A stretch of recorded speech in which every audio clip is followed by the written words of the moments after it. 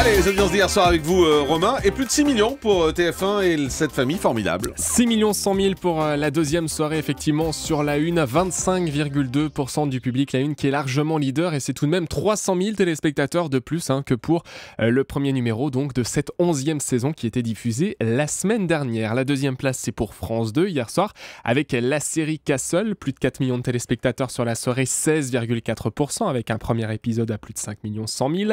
La troisième place, c'est pour M6 avec sa deuxième soirée de la série Extend produite par Steven Spielberg.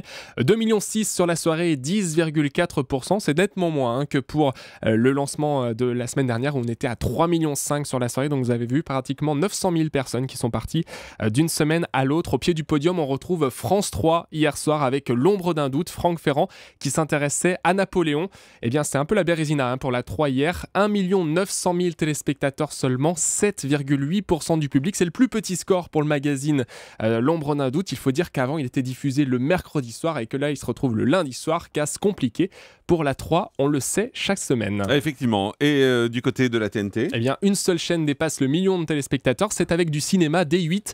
1 100 000 personnes étaient devant The Expatriate, je crois qu'on dit comme ça, et 4,6% du public hier. Notez que W9 frôle le million avec le film Les Incorruptibles. Et en deuxième partie de soirée, avec New York, unité spéciale qui est largement en tête sur TF1.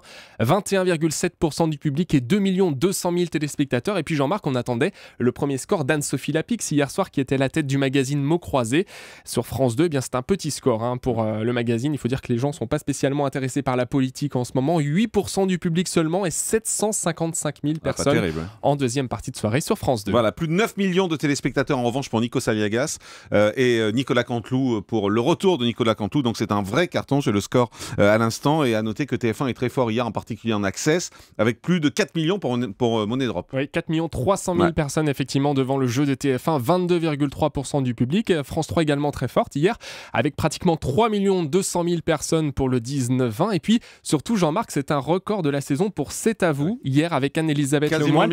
Quasiment le million, 979 000 personnes, 4,9%. Alors est-ce que c'est parce que Anne-Elisabeth Lemoine était à la présentation?